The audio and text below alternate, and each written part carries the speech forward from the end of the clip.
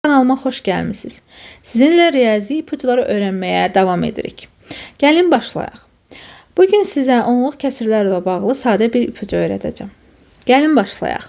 Deməli, hər hansı bir onluq kəsiri götürək. Gəlin balaca bir ədəd götürək ki, izah eləmək, daha doğrusu sizin anlamağınız üçün daha yaxşı olsun. Məsələn, 1,2 götürək. Məsəl üçün bizdən hər hansı bir onluq kəsirin 5-ə vurulmasını istəyir. Vuraq. Məsələn, 5 dəfə 2-miz 10, 0 yazırıq bir yadda. 5 dəfə 1-imiz 5, bir də yadda 6. Nə edirik? Vergüldən sonra bir ədədimiz olduğuna görə gəlib burada da aşağıda alınan ədəddə sağdan sola bir dənə sayırıq və cavabımız 6 alınır. Gəlin sizə bu 6-nı çox sadə üsulla tapmağı öyrədim.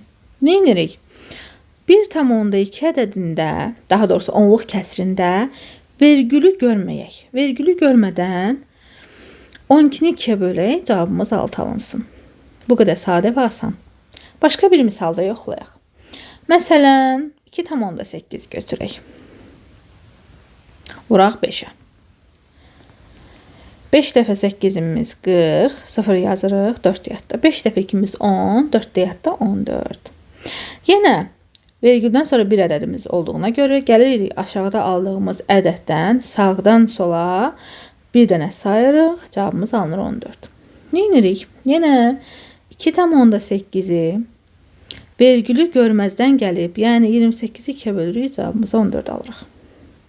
Belə dostlar, əgər mənimlə belə sadə bir şəkildə riyaziyyat öyrənmək istəyirsinizsə, aşağıdakı paylaşacağım Instagram hesabımın direktinə yaza bilərsiniz.